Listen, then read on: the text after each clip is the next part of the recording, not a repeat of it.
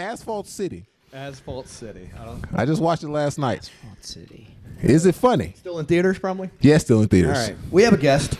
Well, we have a guest. Everybody, welcome to Obnoxious Ballot Points, episode 66. 66. Episode Yasiel Puig is the only 66. We've been trying to do athletes whenever we figure out what number it is. 66. Yeah. Their number. Their number, yes. Yeah, I'm like, Puig's not 66 years old. No. You never know with Cubans. They all lie to him. Where is Puig playing now? I think he's playing in Mexico. I'm not sure. I just watched my Yankees complete sweep of the Astros to start the season in Houston. I love anytime. It still feels like vengeance I every time. I hate them so goddamn How do you much. still hate Houston?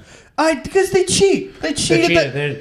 If you ain't cheating, you ain't trying. Not Puig. Altuve holding his shirt closed when he hit the Give me. You know what? I was thinking today. Thinking today when I was watching the game. Yeah. What would have happened if the Yankees, after Altuve hit that, made the refs open Altuve's shirt and you have a wire thing? What would have happened in that moment? How would that have been handled? MLB doesn't do shit anymore. But you can't you got caught in the moment with electronic signal shit on you where they're gonna be well, you still win. Yeah. You got you disqualify. It would have been nice to see. It would have been. What I would give to look in the crystal ball of that happening. Oh, dude. All right. We got a guest, Josh Edelman, comedian, filmmaker, and magician. I'm a magician. Yes. Now, I've been dipping back in more recently than I really took a long break from it. Yeah. Is that what you did that first or? I guess so. Yeah. I mean, I was, as a kid, I would do magic, and then. Ooh, what kind of magic? Like card tricks and sleight of hand stuff. Yeah. Okay. All kinds, but when I left my first job after college, I worked at this film company. Troma? Are you familiar with Troma? No, go with it. It's where the Toxic Avenger was made and a bunch of other. There was a schlock B horror movie. The owner would be very upset if you heard me call it that. It was but like the guy from Bowfinger, kind of thing. Yeah, kind of. Yeah. When I left that job, I needed a job. I saw a sign in a window that said "magician wanted." Yeah. I went in. I said I was a magician, and they just hired me. They didn't even have to see a trick or anything. And that catapulted me into being a full-time magician for 5 years until I quit to move here. Okay, you're out of Florida, right? I'm originally from Florida. Okay, right on. We just doing it around Florida, or how'd that No, go? this is in New York. Oh, New York. Okay, this is in New York. Right. So this is after college. I went to school in New York, and then I was there for 6 years after college, and then I came here. Oh, you started in New York? Stand up? Yeah. A little bit. You know, I always said, whenever people ask me how long I've been doing stand up, I never know how to appropriately answer that question. It's however you want to. Man. Yeah, I mean, how long have I been doing stand up correctly for? Since 2018. That's when I started going to open mics that was probably every day. Yeah. We used to do that place down the street. Used to be Happy Endings, and it was Sycamore. Sycamore Tavern? Yes, I would go to Sycamore. Yeah. But I took a stand-up comedy class at Caroline's in New York City in 2007 and would do bringer shows once every couple months. And that was it. That was it. Yeah. I was one of those people. Okay, yeah. It was very casual. Yeah. And then I moved here and I would do one mic a week for a few months and then got a nighttime job and quit. Yeah. And then didn't pick it up again until 2018. Okay. No, once I started seeing you and I was just I'd see you at the Improv, I'd see you Sycamore, I'd see you cranking shit out. I was just okay, But there's the other thing that's sort of unfair is I was a magician for 5 years, so I was getting up and performing all the time and doing magic. Similar and muscle. It's really and I was more of a comedian when I was doing magic. Okay. Anyway, so it's when I was starting in 2018, and I'd be oh, I've been doing this for 2 months. It'd be what? That's crazy. Yeah. And I'm well, we're gonna be fair about all this. 2 months isn't fair. Yeah. No, I mean it's a similar. It's muscle. not fair. It's the first. I haven't been on stage for the first time. For 2 months. It's you have your own asterisk. Exactly. You're just like the Astros. Exactly. I'm interested in the magic part. We got plenty of comedians, but we got a magician. Yeah. Like you did it for 5 years in New York? Is that what you said? 5 years in New York, yeah. To the point where I hated it. Oh gosh, so you don't like? Here's the thing. It's like comedy is great in that you show up with your body. Mm-hmm. That's it. Yeah. You get your time. They don't want you to do more than your fucking time. Yeah. You get up there. Everybody makes that very You clear. tell your jokes, and you leave. You go home. You do what you want. Yeah. With magic, it's like I'm schlepping a bunch of shit. I got like a bunch of shit. Yeah. I'm living in New York. I don't have a car. I got to like take subways and buses and transfers with all this shit, wearing a costume, walking around the fucking city. Yeah. You get to like a house where you now are like performing to a bunch of children. They're paying you a bunch of money, so there's like this pressure, and like in their mind they're like, we're paying him all this money for an hour. I'm like, hey, you're paying me for a lot more than just the hour I'm there performing. So it's just and it's like bar mitzvahs, the kids are like following you around. Like, you already saw me do the thing. Go to the fucking photo booth or the cotton candy machine. You already got the or whatever. show. Leave me alone. I know you do. I know. I know like how you did this thing with your... Yeah. So those were annoying. Yeah. And then I do these corporate gigs, and they were like paid really well. There were some very cool shows I did. I do a bit about how I did a show for Kanye. Yeah. Yeah. Shit! We were just talking about him. Yeah. My joke is that I'm the reason he hates the Jews. You did the magical Kanye. You convert. You made content. You made Kanye. Joke is that, like, I did all these money tricks with like Juice WRLD's $100 bill, and Kanye's looking at me like, this Jew's controlling all the world's money. You turn the music off and controlling the media too. Here we go now. What are some of the what's the best part about doing a show for children? Because I can already think about like all the worst parts. Well, I mean, like, they're kids. They're like, they're innocent for the most part. Okay. They're not fucked up people yet. Yeah. I enjoy it. I enjoy seeing them enjoy it. Yeah. Like, especially, all right, I do shows for a lot of rich kids in New York, and that's whatever. But every once in a while, someone would like ask me if I do a show for them, and they like could not afford me. Yeah. And I'd agree to do it. And like the amount that those kids would more rewarding. I'd be like, give me like $100. Like, people were like, most people were paying me like $650 for like a kid's show back in 2000 and like nice. 2009. Yeah. And I'd sometimes be like, all right, can you give me like $100 to like schlep my shit out there? And then those kids would be like, oh my goodness, this is me. They'd be so happy. Yeah. No, it's nice seeing like somebody who may not have been able to be exposed to that kind of thing. You know what I mean? Every once in a while, someone would hire me for kids that were too young. And I'd like warn them. I'd be like, they're not gonna like even be able to comprehend what's happening. And always when I'd warn them, whenever I felt like the kids were too young, they really wanted me. I'm like, I'll take your money. Yeah. But they're too young. And then someone would always start crying. They'd always be like, what is happening? Oh god. They're starts like getting scary. Thomas the Train level kind of mindset. Yeah, it could be. So I had like this free show I would do on Sundays at the place I worked. Which was this place called Abracadabra, and like, which works for a costume. Yeah, it was a costume and magic shop. Okay, and they had the stage, and and they had all these like big props, and I'd be like, hey, why don't we throw a free show, and like people come to the free show, and then we can like sell tricks afterwards, and that ended up being how I ended up getting an agent that would get me hired for all these bigger shows like the Kanye one. Yeah. Okay.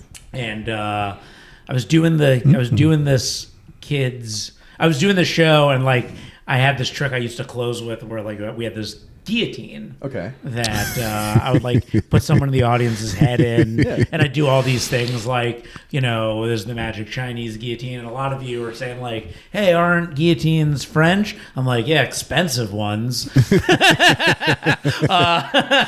then I'd be like, this is the first time I'm doing the trick, we got it used.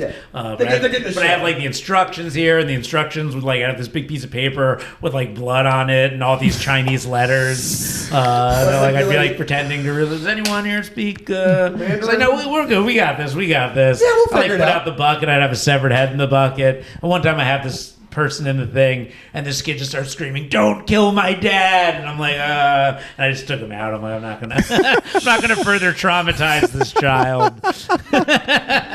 Get a teenager, they will want you to kill their dad. But I wouldn't do that at like a kid's birthday. That was just like for the free show, even though kids love the trick when there. But also wasn't schlepping the guillotine. Yeah. Now I have one in my house. I bought one. I found one online. Oh, nice. Wait, are you still doing magic? A little bit. Yeah. But I still have all my like props and things. Oh, okay. Gotta have I'm just one. like you buying new gear. I always feel like Batman when I'm like I feel like Batman beyond Batman. Okay. Where it's like I've retired and then like I get hired to a magic show. It's like bum bum bum bum bum. I open the closet. There's like the costume hanging. I put the hat on. Yeah. I swore I would never put you on. No, but no. I mean, it's probably a lot of similar muscles with that. So you said like probably I think. So when you moved out to LA, it was around 2018 or was that? No, I moved to LA in 2011. Yeah. Mm-hmm. And then just started hitting stand up full time kind of thing with that. Well, I did a little bit in 2011. Then I quit because I got a night job. And then I made a web series. That makes it so fucking difficult. Yeah. And I just, I was more here for film when I first came. Yeah. And I still do film stuff. So I made a web series that didn't do that great. But it won a bunch of awards. I made the biggest mistake. I made so many mistakes, which was I made the first 3 episodes, and part of why I made a web series was like, not that many people are making these yet. Yeah. And it's like, I'm not going to stand out as a filmmaker making a movie probably. It's going to be a lot harder. It's so much harder to get the financing for, But I can make this web series. It's going to be better than anything on the internet right now. And it was really good. And when I finished the first 3 episodes, I briefly put them out, and they were doing really well, but I only put it out to raise money to make the last 5. Naturally. But in my head, I'm like, the first season's this 9-episode thing. So I took them down, and then by the time I finished the next ones, everyone and their mother had a web series. So when I put it out, it like just kind of got lost in the shuffle. Dude, nobody knows what they're doing with distribution. And then I did the saddest thing ever. This is like the saddest story. Okay. This is like when I realized I had like real depression issues and things. All right. Which was this web series channel found my show and hit me up, and they were like, "Hey, we're launching this channel. We'd like to buy your show from you and be one of like the first 10 shows we launched the channel with." Oh, nice! Like one of their was it Comedy Time? Yeah. What? It wasn't Comedy Time. I have a great Comedy Time story for you, though. So it's the Comedy Time story is better than this one. Okay. So don't let me forget that. Okay. Yeah. And I was like, oh, great. And like they sent me the contract and I was all ready to do it. They sent me the contract to sign. So first I had like this video chat with them where they were like sitting in their cars and I'm like, what the fuck is this? Which like weirded me out a little bit. But like they sent me the contract and I was real like. Casual. And I was like. Too casual. Yeah. And I was all ready to sign everything. They sent me the contract on November 7th, 2016. Okay. I don't know if you remember what happened the next day. Trump, right? Yeah. And I was just like. So in like a state of shock from it, I'm like, I gotta get out of this country. Yeah. I gotta like move. I was like, I looked at the contract. I'm like, I don't want to read this. So I just told them I don't want to do it because I just didn't want to read I was like, I got more important things. You were in a good space. For I wasn't in a good space. I was like, I got more important things. Gotta figure out how I'm getting to New Zealand right now. Here's the funny thing: New Zealand was where I wanted to go. Okay. That was where I wanted to. Lord escape. of the Rings kind of vibe, or what? No, I just was like, I was like, I don't want to go to Canada. If there's one thing I hate more than fascism, it's the cold. Okay. That's the. I'd rather be warm and fascist than cold and free. You know what? What's funny? I went to Australia and New Zealand that year after he got elected. Oh, really? In December. You did do it. I did do it. This guy travels everywhere. Yeah. Well, so I had to come back, though. So I called my parents and I'm like, we got to get out of the country. This is like going to get bad. Yeah. And they're like, Josh. at the point at which we have to get out of the country, we'll leave. And I was like, the moment you know you need to get out of the country, it's too late. Okay. So 2020, COVID happens. We literally can't leave the country. Yeah. And everyone's like, New Zealand is totally open and fine. Yeah. And there's no COVID there. And I was like, fucking knew it. I'm right about everything. Nobody fucking listens to me ever. I've never been wrong before in my life. No, you got to trust your gut, man. You got to trust your gut. The other day, I was like, let me see how this channel that I turned down is doing. Like, they're still alive, they're thriving, lots of shows and stuff, big views. I was like, you gonna reach out back? No, it's done. It's in the past. It's gone. I was gonna be one of the first. Now I don't want to be. I don't want to be like the 300th show or whatever. Be the last guy at the gangbang. Last guy at the gangbang. Here we go. Exactly. I mean, but it's got to feel validating to get that kind of love. Totally. It did feel good. And then my documentary did well. Yeah, you made it about Al Lubel. Al Lubel, yeah. You're a fan of Al's? I know him. I know not know him as probably as well as you do, but like just from seeing him on stage and just one of the most. You may tell him about the. Yeah, it's called Mentally Al. Yes. It's a documentary about my favorite comedian, Al Lubel. This guy named Al Lubel, absolute genius, unsung cult comedy, very underground legend, very underground, but just like the headiest. Like I don't know. To me, there are very few comedians who I feel like elevate stand up to literal art. Okay. And Al is like one of those people. There's like the greatest stand-ups. Yeah. And the greatest stand-ups to me aren't necessarily turning it into like, it's art. Anyone who's doing any of it, it's art. It could be bad art, it could be good art. And there's like great comedians, but he's creating like you watch him and you just enter a whole world you've never experienced before, whether you like it or hate it. And a lot of people hate it. He's not for everybody. But it was just like I always I'd seen him like a handful of times, like at a store or something like that, and it would be like the comics would watch and love, and the audience was not always if it clicks for you, but there are people who Silver Lake shows. If you I saw him as a kid. I saw him for the first time when I was 15, and I was like, this guy is the funniest person I've ever seen. In my life, he just one of your first inspirations. Yeah, but like here's the thing about him too is he can do like very normal comedy. I mean, have you seen the doc? I have not. It's okay. I watched the one of the things that happens in the documentary is he goes to Vegas and the movie opens. He does this like I showed a clip of him doing this bit that he does where he walks out on stage and he sings about how he's going to sing for his entire act, and very meta kind of. Then he starts, and then the song becomes about the audience reacting to him singing. In the moment, like I got a laugh right there, I got no laughs, more laughs, less laughs, no laughs, a big long laugh, no laughs, less laughs, still no laughs. This is pretty much my show, and like he goes on, and like I watch the audience have this experience of like being worried, kind of hating it. Wanting him to stop. Okay, it's kind of funny, but I still want him to stop. Okay, it's really funny, but I still want him to stop.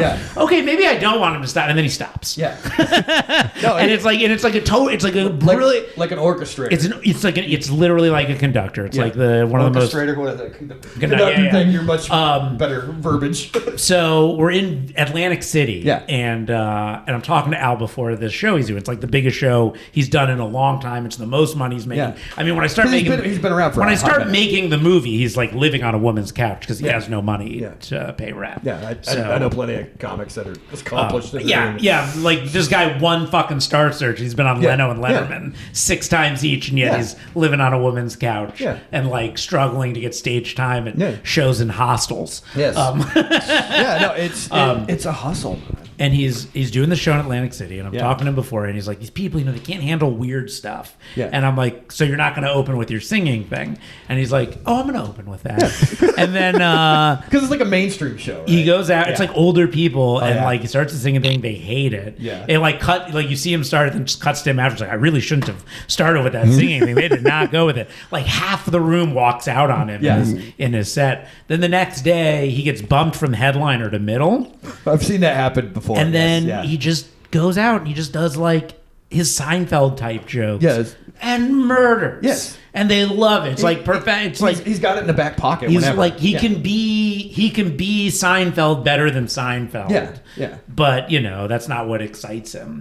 Very jokes like I don't know. I love this joke. He's like, I was driving down down a highway in the South, and I saw a sign that said, "Trust Jesus." And I was like, is that really the problem here? Is that really what's going on? Are there people out there who are like, I believe in Jesus, Son of God, died for all my sins? Mm-hmm. I just don't trust him. So he like can do just very like standard kind of jokes like that, or and things, but then he's got like the weirder. I always say he's like the intersection of Andy Kaufman and Seinfeld. I told him that once. He goes, apparently that combination leads to no success. Oh no! So he was clearly one of your early influences. Oh, totally. I mean, the thing I always say to people about the movie is like, I look at Al and he's all of my greatest hopes and all of my biggest fears in one person. It's like all I want. The thing I want most in the world is to be as artistically accomplished as him, and the thing I fear most in the world is living like on him. A woman's couch. It was. I noticed that. So like in your own set, and especially the online through the threads post and stuff like that, you're very in the moment with really adapting to what's going on in the room. And, thank you. I mean, I try to be more of that on, it's a problem. There are moments. I was saying this to someone recently. Don't let me forget comedy time. Okay. Sorry, we got time. I was saying this recently that it's like, I feel like you have these moments in stand-up, and like I've been doing this a lot, and like getting up every day for years now, minus the pandemic.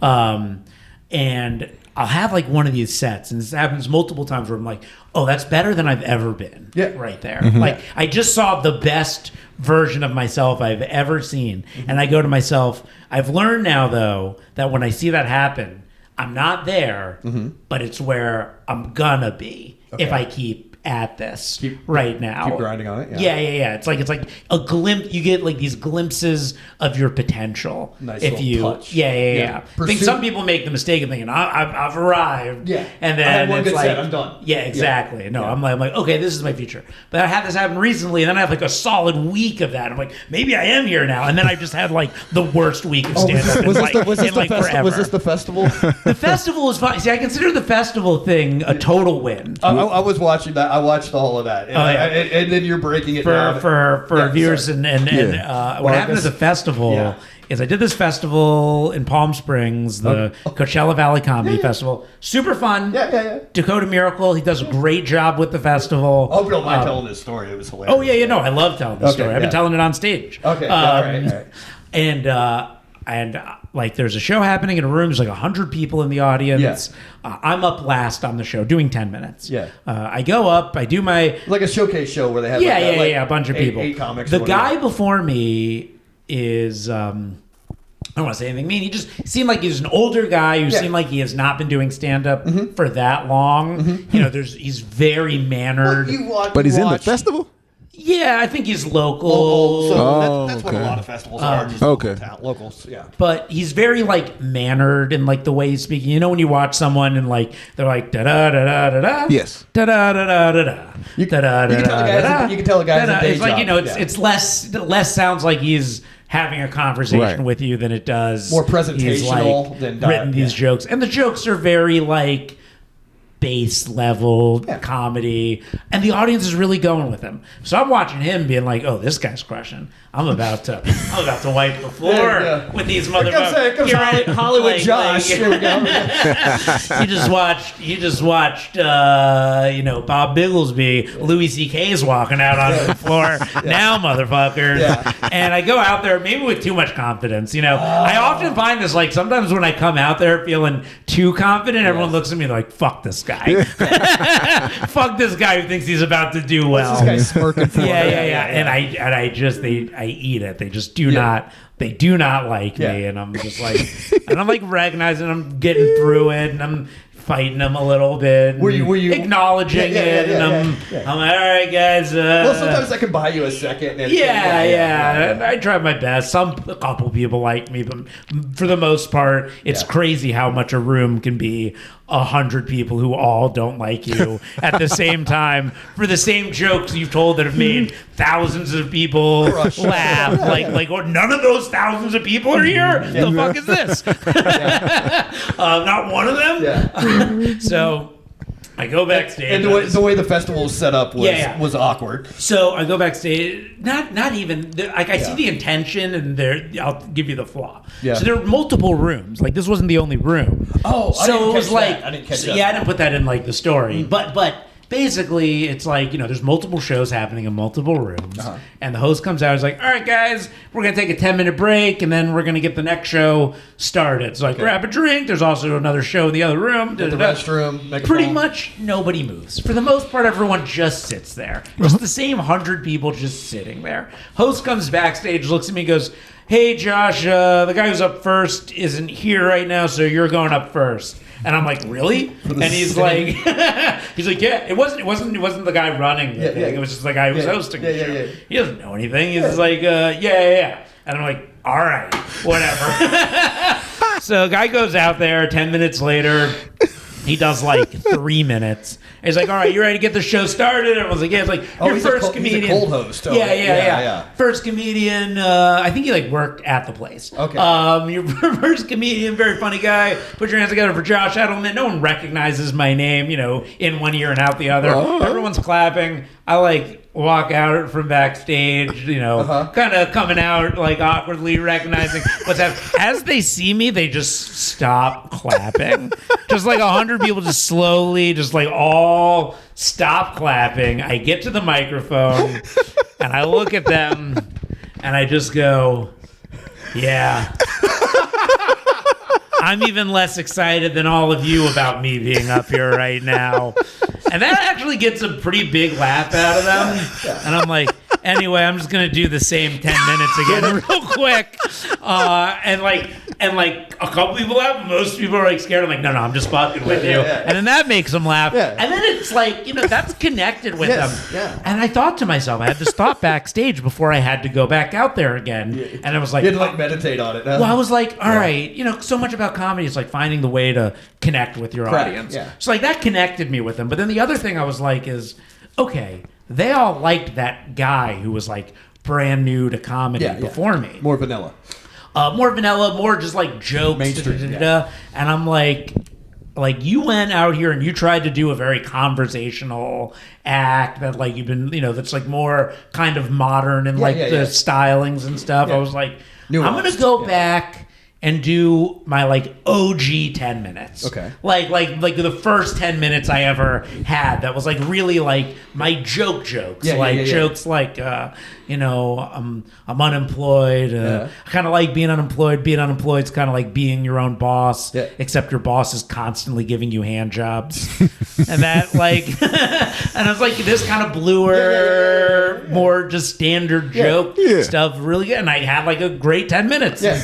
I walked off from feeling like I've never ever in my life gotten to experience a redemption like that. Where you not only bomb, but then have to come back out in front of the same people and got to redeem myself in front of that same audience once they were already against me. It was like the greatest like emotional low to high ever. Because it's almost like a fantasy that I got to like live out as a comedian. It was like I know I could get them. Like you want to believe you can get anyone, and it's like, oh, I not only get them, I got people who already hated me. You won back. After the show ended, people kept coming up to me and they were going, hey man, you're really funny. Why don't you just do your good jokes the first time? It's like they're thinking about it like I went out there on purpose to like do a bad job. You Al Lubel it. Yeah. No, exactly. You know what? Exactly. I had the exact same thing. I think he had a different audience the second day, but it's actually exactly what he did. Although my first set, I still think pretty normal jokes. It's not loud. Not like I didn't come out there singing. Fair. I told to get that kind of immediate mulligan right after. That is great. It was wild. Nobody gets that. No one gets that. No, it'd be time. Yeah, you should have started with that guy. Thanks, coach. Well, it did teach me a thing. Like when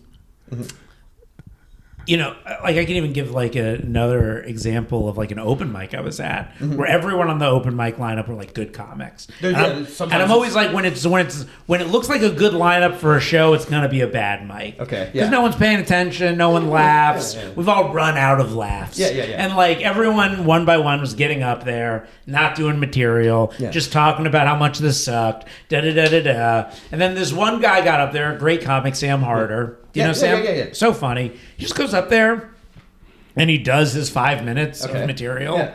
And it was fucking great. Yeah. And I was like, no, he just trusted in himself. Like, when this certain thing wasn't working for everybody, he did something different. Yeah. Flipped the script a little bit. And, you know, and it's just like, hey, first of all, like, if it's an open mic, there, you know, for most people that don't know, there's a lot of shows where a lot of times, like afternoon shows or whatever, it's going to be a lot of comics, you know, 5 or 6 o'clock shows or whatever. And it just...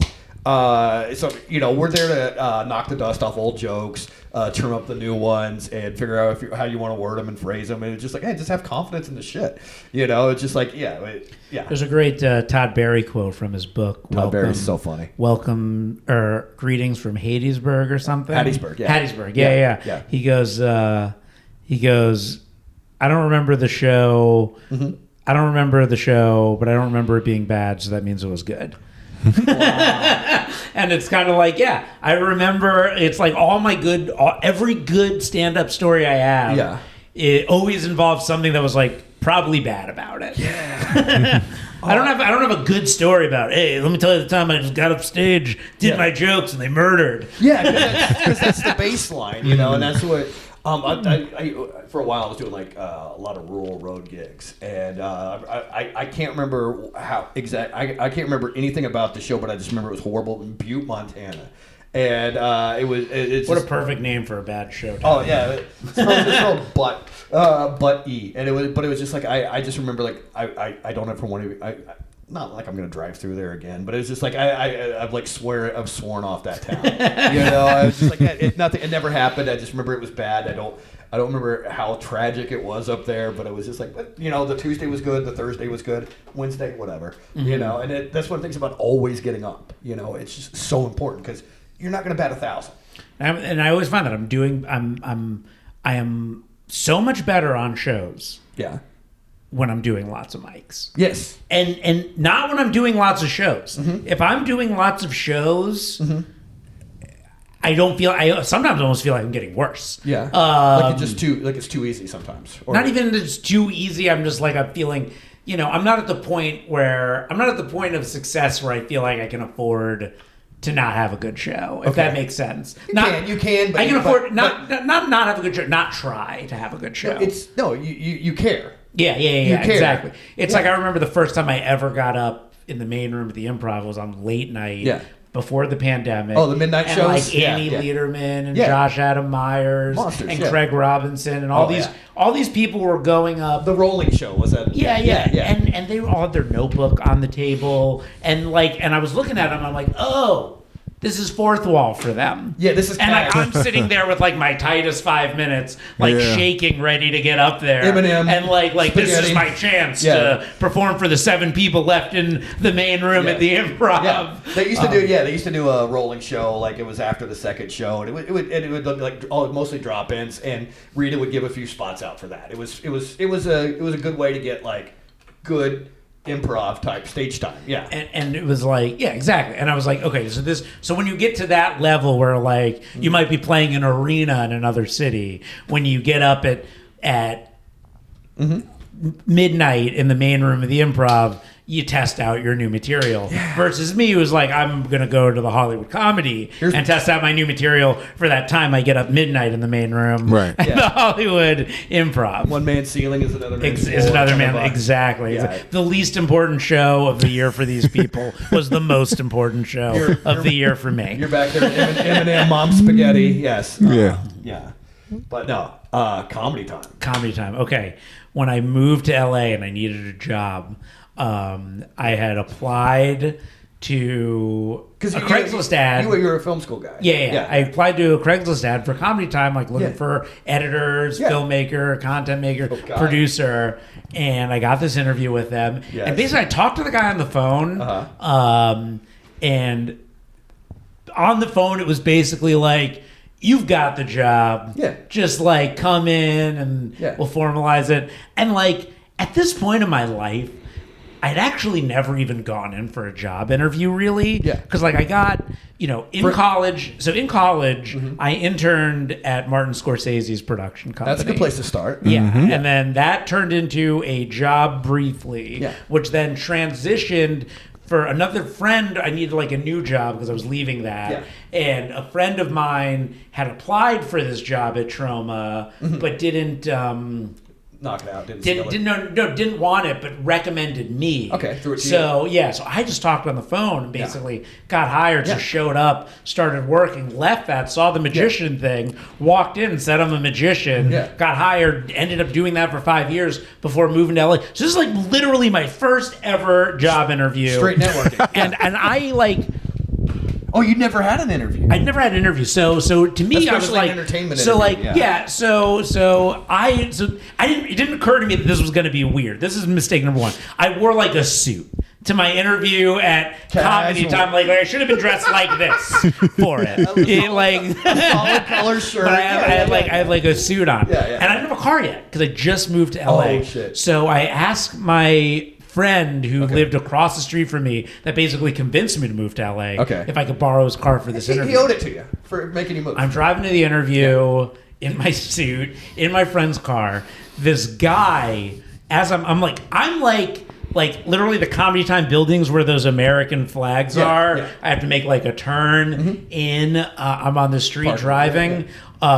This guy decides he's going to run across the street like realizes he's not gonna make it and like freezes up in the street right in front of my car. There's a car next to me on one side. I swerve the car on the other side, run my friend's car into a tree. The guy like looks, he just runs away. So now sitting, was it like a homeless guy or was it just just a guy, who was like who thought he could run, thought he had time to run across the street, and then came to grips with he was gonna die and accepted it, and then left everything to me. Yeah. And so I swear, I slam on the brakes. It's actually not that bad an accident, but like it's no, not your the car. airbag didn't inflate or anything. Oh, good. But I'm still just like, what the fuck? What the fucking fuck? Yeah. So then I'm like, I gotta go to this interview. So I leave the car hitting the tree. Okay. I run across the street. But you made it across the street. I make it across the street. And another car runs into mine. Yeah. No.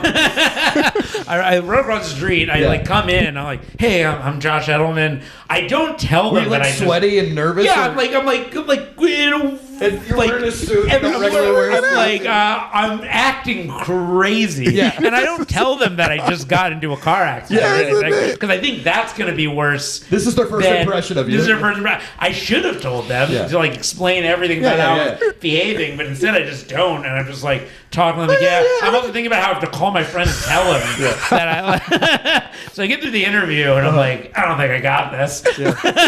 I call my friend, and I'm like, hey man, I kind of ran into a tree with your car. He's like, ha. And then when he said that, when he laughed like that, that was the moment where I was like, yeah, you know what?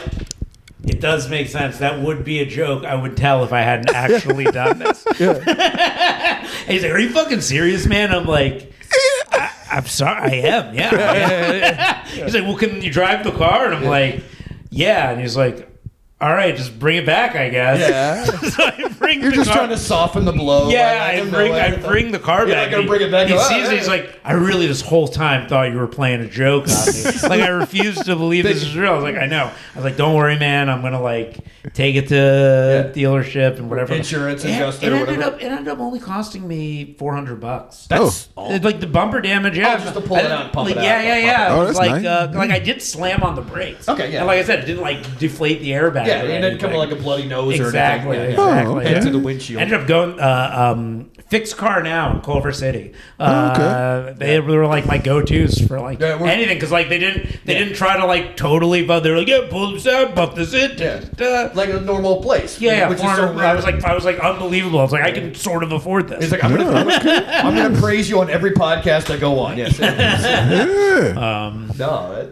But that's my comedy. That's my only experience with Comedy Time. Did you get the job? No. No, they were like, yeah, sorry, we ended up going with somebody else, and I'm like, yeah, I know, it's because I was weird. They would have been lucky to have me. What year was that? Like 07? Yeah. Then 2011. Oh, 2011. That was probably like May or June of 2011. Oh, okay. Maybe even April. I moved April 1st, 2011. So it's coming up on it. Yeah. So what's tomorrow? What's tomorrow? How many years is that? 24 to 13 years. Oh, okay. It's just I was asking because Comedy Time was the first time anybody ever paid me to perform. Oh, fuck yeah. Yeah, they had a web series called Dirty Dave. Yeah? And were you Dirty Dave? I wasn't Dirty Dave, no. I just did a character in one of the little web series episodes. Oh, yeah. That was the first time. Did you do stand-up also? Oh, yeah. Mark. Yeah, okay. I only got $20, but it was the first time anybody ever paid me to perform. So I was like, I'll never forget that. I wrote it down in my notebook and everything. $20 from Comedy Time. That's right. See, I thought you were going to have like a bad story about Comedy Time, by the way. No. It was what it was.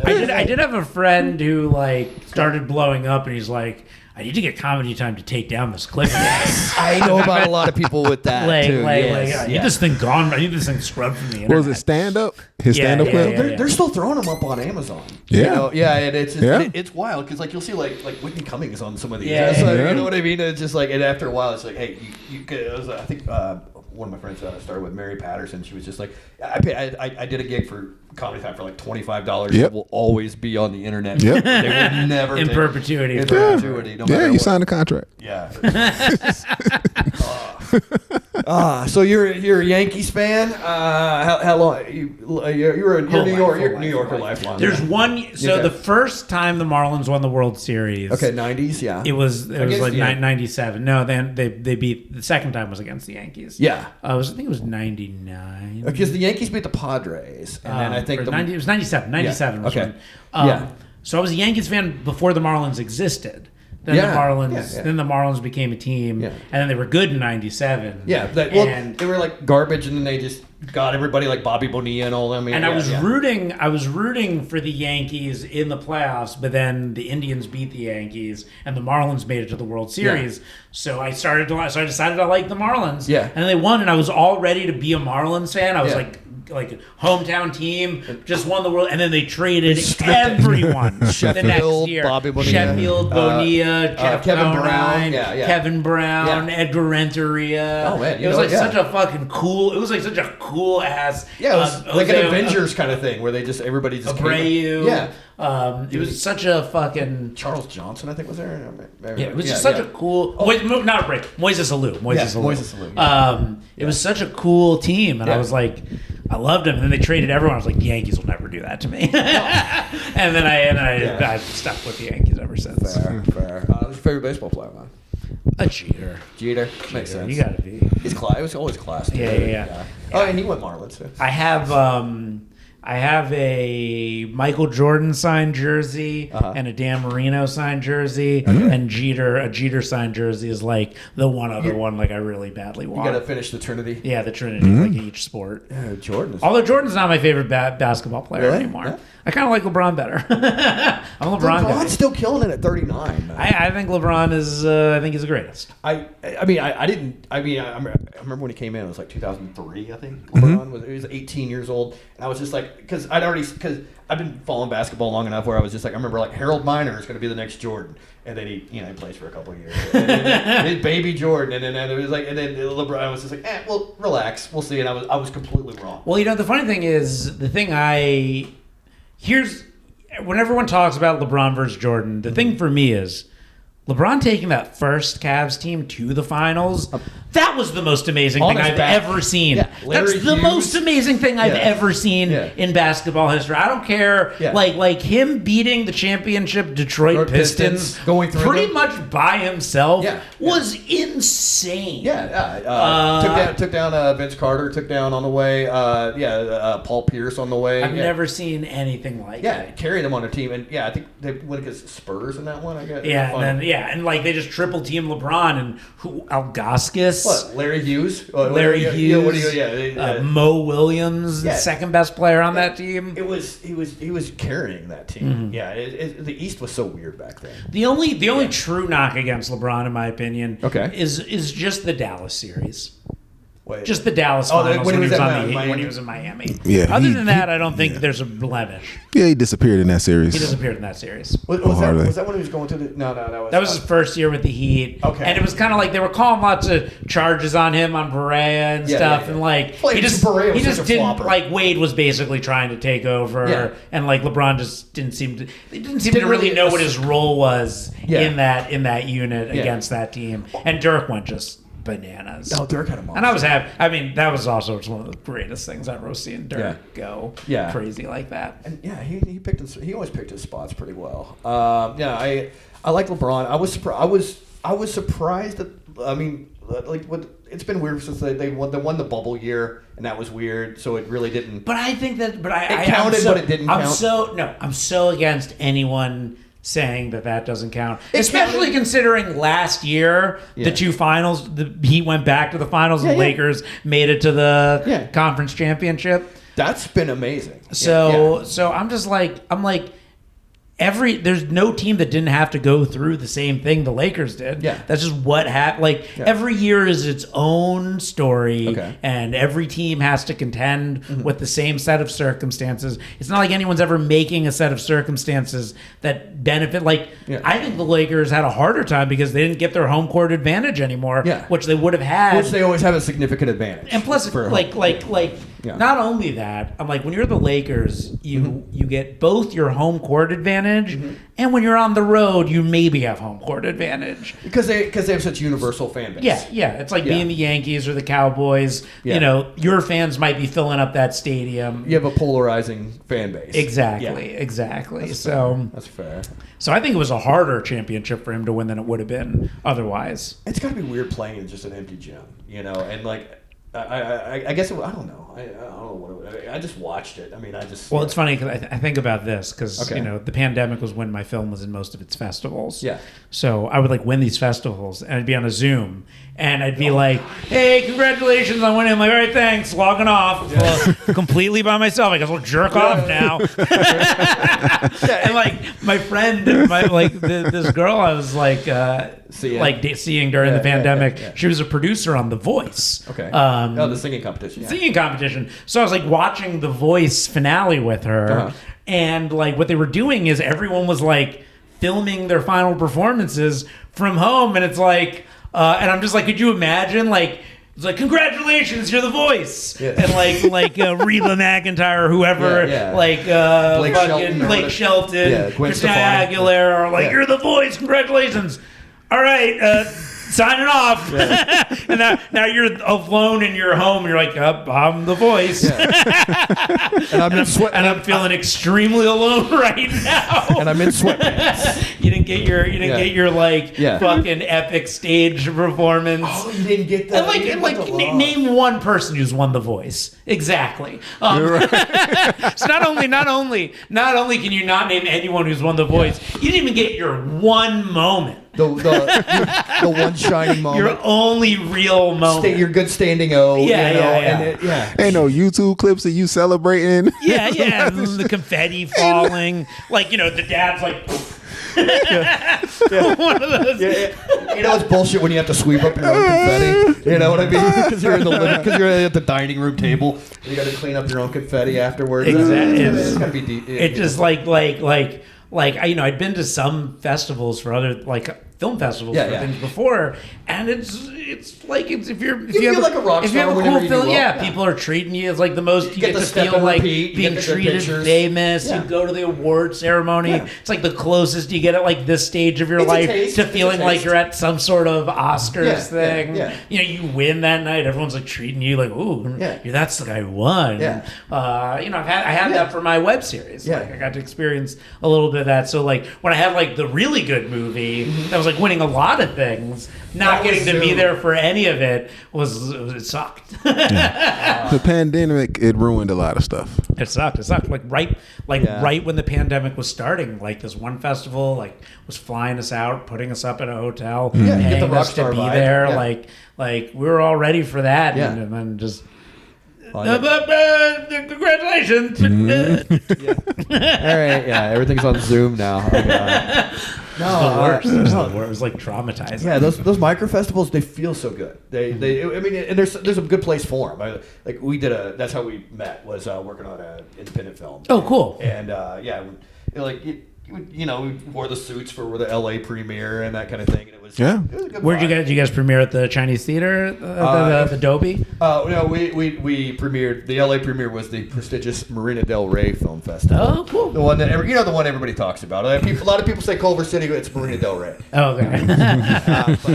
No, we won like 3 micro festivals. Fuck yeah. My first one the first festival that I was the Catalina Film Festival. Did you know Catalina one? Did you have the wine mixer too, or? No, but I got to go to Catalina. It was fun. No, that's got to be. I've never been.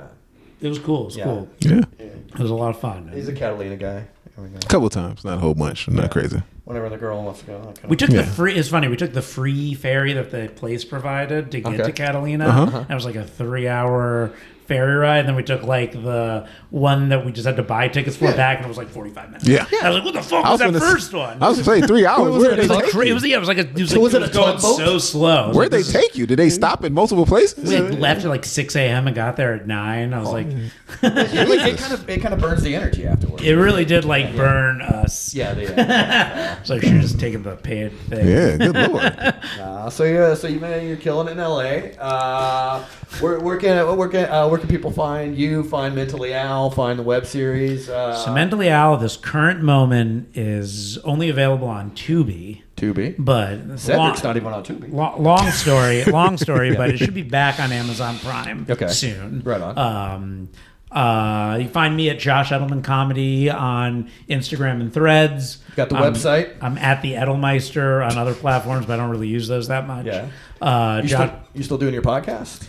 I know you're doing the Joe Rogan. It's on pause. I've recorded a few episodes of a new podcast with Nikki Bond, but we haven't. She's funny. We haven't released it yet. Yeah. And then I run a bunch of great shows you can come see. You can follow the LA Comedy Underground on Instagram. Okay. We run Well Dressed, which is a show where the comics dress up and there's a live jazz band at the Roosevelt Hotel. Yeah. We do Undiscovered Genius at the Improv. That's a show where I pick like one. It started with Al. Al was the inspiration for that show. But I pick one comic to headline, and then I let them book the lineup, and it becomes like their show. Their vibe, yeah. You're a very generous dude. Am I? Yeah, it seems for like letting people do that. You say it seems generous. More, it's like to just lift the burden of booking off my shoulders. That's what I was thinking too. Well, no. Let me put it this way. There's multiple aspects to it. There's one which is. Yeah, it makes booking easier for me because it's like, and then it's like, it becomes like their show. They feel like it's theirs a little bit. Yeah. They don't have to worry about the producing. But, when they book the lineup and it's all their friends, they also invite people more than when I just book people. So that helps get people out. They promote it. Yeah. Like I always feel like that shows they're promoting so much harder than I see them promoting. Like their other shows. That makes sense because it's their homies. It's who they want. It's who they want to put up in front of their people. Which and makes sense. It's also a good opportunity for like a couple of people that I haven't seen before that like I get to. It's know good for you too. Exactly. And I do. Gripe Juice with Nikki, which is a brunch show at Bar Covell. That was the first show I ever started with Liz Glazer back in 2019. Is she still in town or she's in New York? She's in New York, so Nikki took over. Yeah. And then I have a weekly show, Hot Dates, that I do with Reed Brackenberry. Dude, like I said, you are all over. You are everything everywhere all at once. I don't know how you have time to post threads. everything everywhere all at once with no money, and sleep deprivation. Yeah, that's fair. And I got to work my jobs too. Oh, you still got to work. So I still have jobs as well on top of this. Last year I tried to see if I could make it as a comedian alone. And it was more work than having jobs and doing comedy. So many fucking emails, so many texts, so many phone calls. And it's just like, it's like, oh yeah, by the way, I'm funny, but it's just all done. Well, it was like I did 30 days on the road. You know Austin Silver? No, I know the name. Great comic. He just moved back to Austin. He's from Austin also. That works. Him and I, we went on the road. Yeah. We did 1 month. We did like a Southwest stuff, right? Yeah. We did 1 month long tour through the Southwest, and then we did another. Just kind of punk rocked it a little bit. Yeah. And then we did another 2-week tour up the West Coast. Okay. But like we did like 28 shows in 30 days. Oh, and when we got home from that, it's like we made the amount of money we needed to make for the month that we were gone. Okay. But it wasn't like we made enough money that like we were like, okay, now we can rest on our laurels next month. Yeah. It was like, no, we need to now figure out how to make money again for the next month. Okay, now so it's like you know, it was like nonstop. There's no break. There was no rest. Yeah. And it was like, this is cruel. I need to get more famous. It's rewarding doing road stuff and seeing new people and doing your stuff in front of new people. And but like the road, the driving is exhausting. Yeah. Grueling. I stopped it. That was you were talking about whenever after Trump thing. That was the worst show I ever did. It was the day after Trump got elected. No, not elected, but inaugurated. That was the worst crowd I had ever because they all came from the Women's March. No. It was this rural gig, and like it was in Farmington, New Mexico. It was like it was a casino gig. It was like all oil workers, and it was like you said, it was like those one where like 100 people, and like one table liked me. But there was like 20 tables. Did you see the story? I could leave you on this if we're wrapping up. Oh, sorry. No. I related to that. Yeah. The first time I ever did 30 minutes. Yeah. Was in Florida at like Palm Beach, but like a little north of Palm Beach. Okay. Like I always say, the further north you get in Florida, the deeper south you get in America. Yeah, a little more Confederate, a little bit more Confederate flags up there. Yeah. My parents came to the show. It was like the first time they're really watching me do. Like they'd see me do stand up when like I was doing like the Bringer show once in a while. Yeah. But this is like the first time they're seeing me when like, okay, Josh has committed himself to this. They sit front row center, of course, with my brother and dad. Because that's just what your parents do. You know better. And it's like 100 people. I get up there. I'm like recording my set, and I do my first joke. It doesn't land.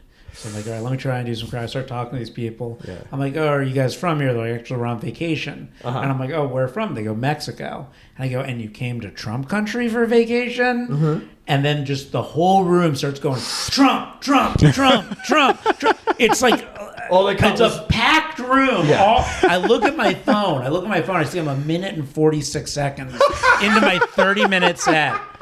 And not going exactly my parents are just sitting there like, what is happening? And I just say to myself, I'm like, Josh, you're going to stay up here. Do your time. Full 30 minutes. Because if you can survive this today, you can survive anything. Yeah. And it was a fucking battle. Yeah. It was a battle.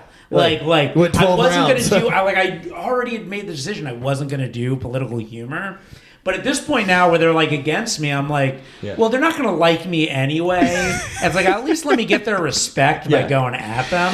So I just went full political humor. Yeah. And then like halfway through, like they hate me. And I'm just like, you're a packed room. 12 more minutes. You're all paying attention to me. Yeah. And I'm not doing well. Yeah, that's going to happen. The only person I have to blame for this is Trump. And then that made them act. That's like the one time I broke them in the whole thing, and then they hated me. I got off stage, and my dad just goes, well, okay.